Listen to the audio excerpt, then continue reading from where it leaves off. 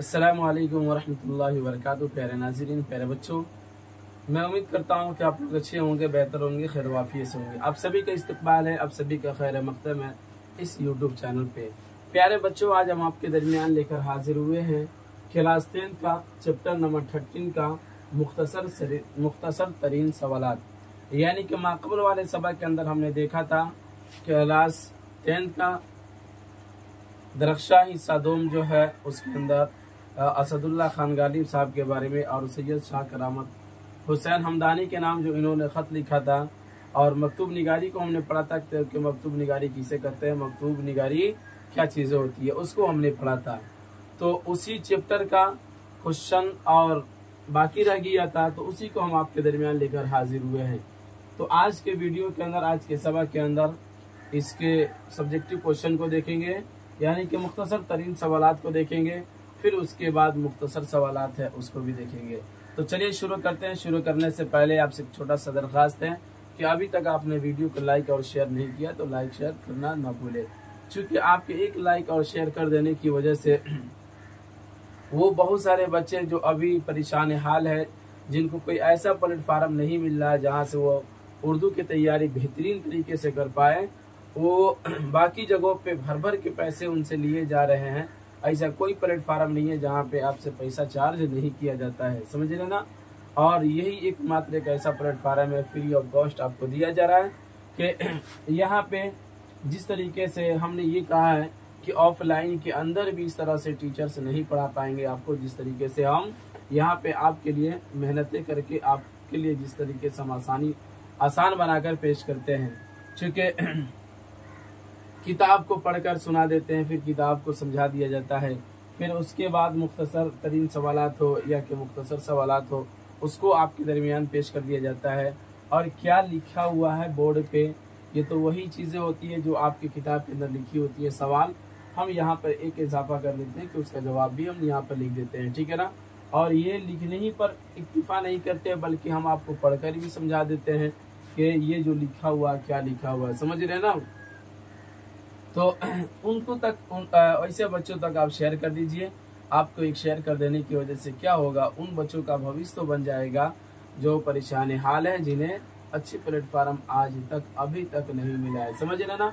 और जो भी बच्चे इस प्लेटफार्म से तैयारी कर रहे हैं, उनको पता होना चाहिए कि 9th से लेकर 12th तक की उर्दू की तैयारी कराई जा रही है 2026 में होने वाले एग्ज़ाम की। और मुझे जहाँ तक उम्मीद है इस मंथ के आखिर या अगला मंथ के शुरू में बीच ही में ये सारी की सारी किताबें मुकम्मल हो जाएंगी। फिर उसके बाद जो बच जाएगा गाय बगाए आपका टेस्ट, उसके बाद फिर क्या कहते हैं ऑब्जेक्टिव क्वेश्चन वगैरह बच जाएगा, तो वो तो गाय बगाए होता ही रहेगा, ठीक है ना। तो चलिए बरियात शुरू करते हैं। ये इब्तिदाई बातें थी जो हमने आप तक पेश कर दी। सबसे पहले नंबर में जिक्र किया है गालिब की सन पैदाइश क्या है, यानी गालिब साहब जो है वो कितने सन में पैदा हुए, जब वो पैदा हुए थे तो कौन सा साल था, ठीक है ना, कौन सी हिजरी थी, कौन सा ईस्वी था। तो उसके बाद उसके जवाब में जिक्र किया गालिब साहब 27 दिसंबर 1797 ईस्वी को पैदा हुए। कब हुए थे? 27 दिसंबर 1797 ईस्वी को गालिब साहब कहाँ पैदा हुए थे? अपने नानीहाल आगरा के अंदर पैदा हुए थे, समझ रहे ना। और वो अपने आबाई वतन, यहाँ गोया कि उनके आबाओ अजदाद जहाँ के रहने वाले थे, वहाँ वो पैदा नहीं हुए थे, बल्कि कहाँ हुए थे? अपनी नानीहाल में, समझ रहे। तो कब पैदा हुए थे? 27 दिसंबर 1797 ईस्वी को। सवाल नंबर 2 कहता है गालिब कहाँ पैदा हुए, तो उसके जवाब में जिक्र किया गालिब साहब आगरा में पैदा हुए थे। तो सवाल नंबर 3 कहता है गालिब के खतूत के किसी एक मजमूए का नाम लिखिए। तो आपने पढ़ा भी है कि गालिब साहब जो है वो अपनी ज़िंदगी में बहुत ही ज़्यादा खतूत नवेसी किए और खतूत निगारी के दुनिया में सबसे ये आगे भी रहे, चूँकि ये पहले जो खतूत लिखा करते थे वो फ़ारसी के अंदर हुआ करता था, फिर बाद में चल कर क्या हुआ कि ये उर्दू के अंदर भी ख़त लिखना शुरू कर दिए, समझ रहे हैं ना। तो इनके ये खतूत के किसी एक मजमूए का नाम यहाँ पे पूछा है, तो उदय हिंदी हमने यहाँ पे लिखा है, और भी बहुत सारे इनके खतूत के मजमूए हैं जो आपकी किताब के अंदर जिक्र है, वहाँ से आप देख सकते हैं। सवाल नंबर 4 कहता है गालिब ने कितने खतूत लिखे, गालिब ने कितने खतूत लिखे अपनी ज़िंदगी के अंदर तो उसके जवाब में जिक्र किया है गालिब ने तकरीबन 900 खतूत लिखे। कितने लिखे? तकरीबन 900 खतूत गालिब साहब जो है वो अपनी ज़िंदगी के अंदर लिखे थे। चूँकि आप जानते हैं 1857 ईस्वी के अंदर का जो हादसा हुआ था, कब?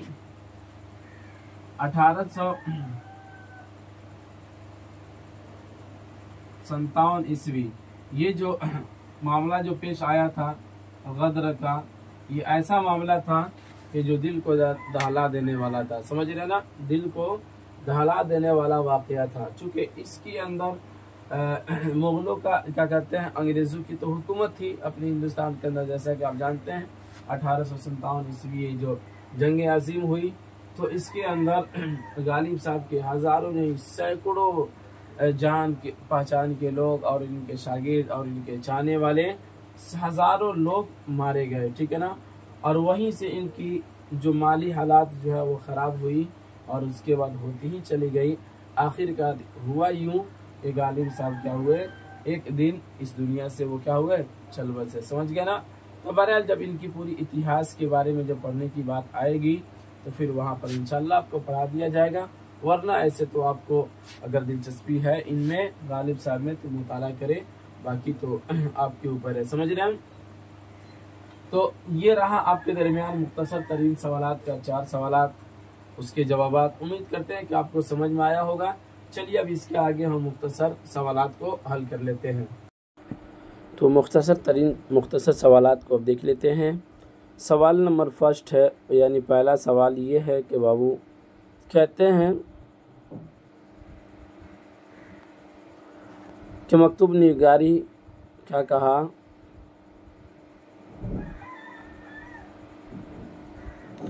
सवाल नंबर 1 में कहता है कि मकतूब निगारी के फ़न से अपनी वाक़फ़ियत का इजहार कीजिए, यानी आप उसके बारे में क्या जानते हैं उसका इजहार कीजिए।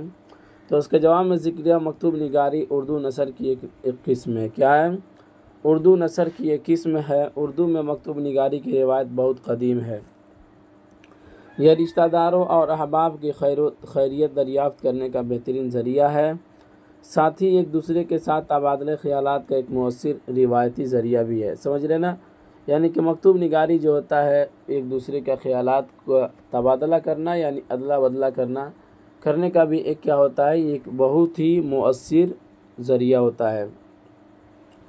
उसके बाद कहते हैं मकातिब या ख़ुतूत बिल्कुल ज़ाती नौइयत के होते हैं, क्योंकि इसमें लिखने वाला अक्सर अपने दिली जज्बात की तर्जुमानी करता है और अपने जज्बात को तहरीर के सहारे मुखातब तक पहुँचाने की कोशिश करता है। मकतूब निगार अपने अहवाल कवाइफ के साथ अपने मुआशरती रिवायत और ज़ाती एहसासात को भी क्या कहते हैं, ज़ब्त तहरीर में लाता है। तो ये मकतूब निगारी के फ़न से अपनी वाक़फ़ियत का इजहार कीजिए, तो उसके मुतालिक ये मुख्तसर सा जुमला यहाँ पर पेश किया गया है। ठीक है ना? सवाल नंबर 2 कहता है कि गालिब ने अपने खतूत में किन बातों का इजहार किया है? तो कहते हैं गालिब ने अपने खतूत में अपने दोस्तों और अजीज़ों से मोहब्बत का इजहार किया है। खुसूस वो क्या कहते हैं खतूत जो ज़ेर निज़ाम मकतूब जो सैयद शाह करामत हुसैन हमदानी के नाम है। गालिब ने इस ख़त में अपनी मोहब्बत और दोस्ती को इस तरह वाज़ेह किया है कि मैं कमज़ोर हूँ, मैं बीमार हूँ, मेरा हाल क्या पूछते हो, ज़िंदगी बस ज़िंदगी की हद तक बाकी है, गज़ा के नाम पर बादाम का शीरा और गोश्त का पानी, ऐसे में कलाम के इस्लाह एक मुश्किल काम है, ऐसी हालत में जो काम हो जाता है वही गनीमत है और लायक शुक्रिया है और इसको किसी तरह इस्लाह कर डालते हैं। मतलब ये कि हालात इतनी ज़्यादा कमज़ोर हो चुकी है और मैं इतना ज़ईफ़ इतना कमज़ोर हो चुका हूँ कि अब ज़र्रा बराबर भी कोई भी काम करने का दिल नहीं चाहता है। तो इन हालात में अगर इतने काम अगर हो जाते हैं तो बहुत ही ज़्यादा अल्लाह का एहसान है, अल्लाह का शुक्रिया है। समझ रहे हैं?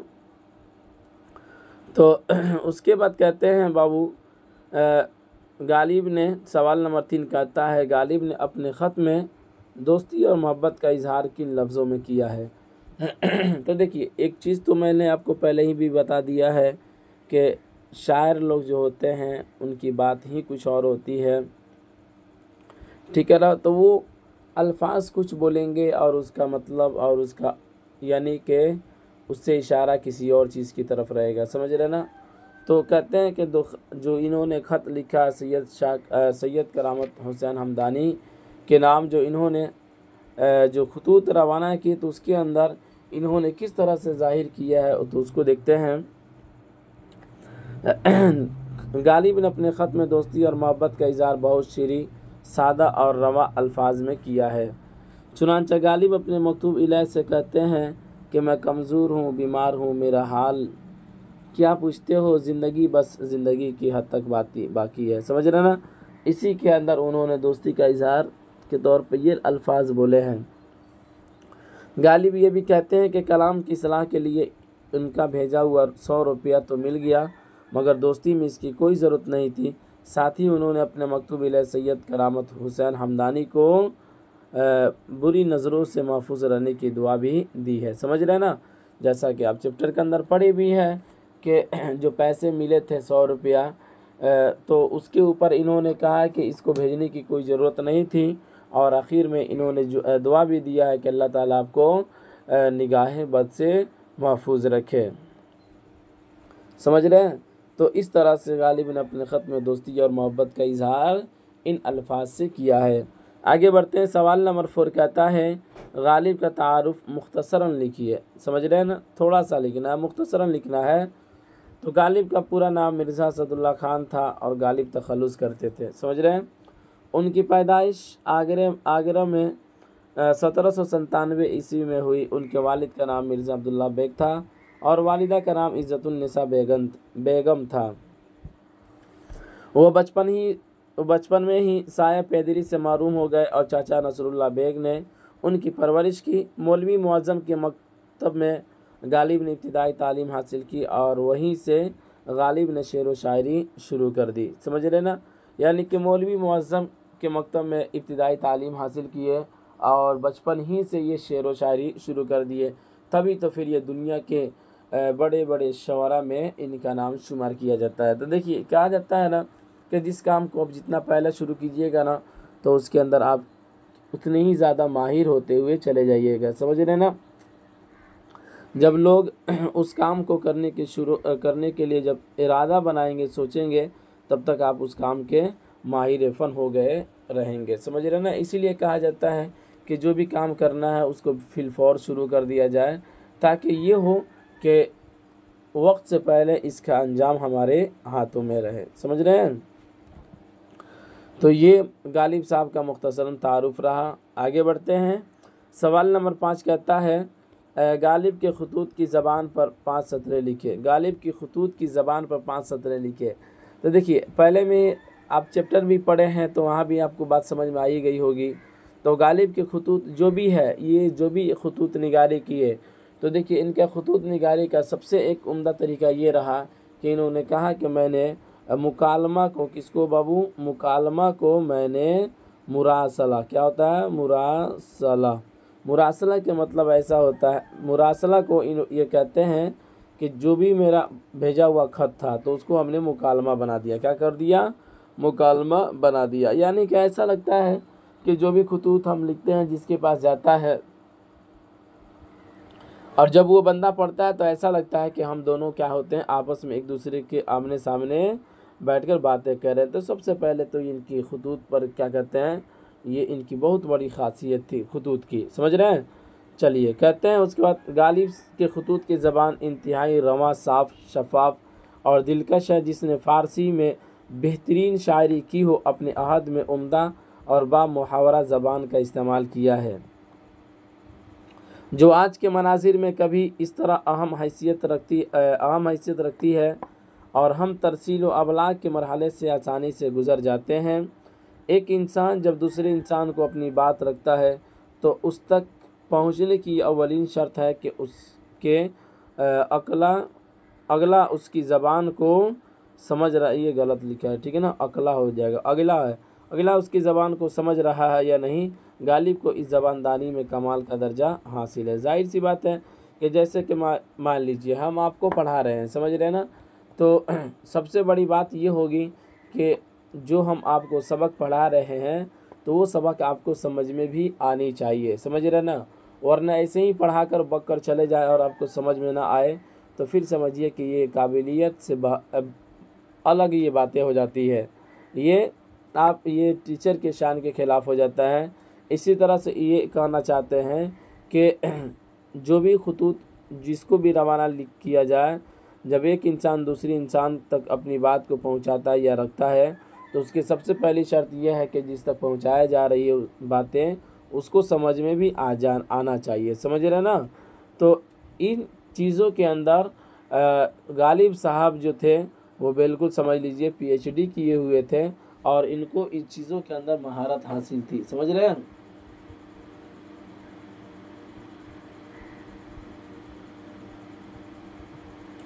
तो ये गालिब साहब के खतूत की ज़बान पर 5 सतरें जो लिखने के लिए यहाँ पे कहा गया तो उसको आपके दरमियान पेश किया गया, ठीक है ना। तो ये रहा आपके दरमियान मुख्तसर तरीन सवालात और फिर उसके बाद मुख्तसर सवालात। उम्मीद करते हैं कि आपको समझ में आया होगा। चलिए अब इजाज़त दीजिए, फिर मिलेंगे अगले वाले सबक में। इसी पर इख्तिताम करते हैं। खुदा हाफिज़।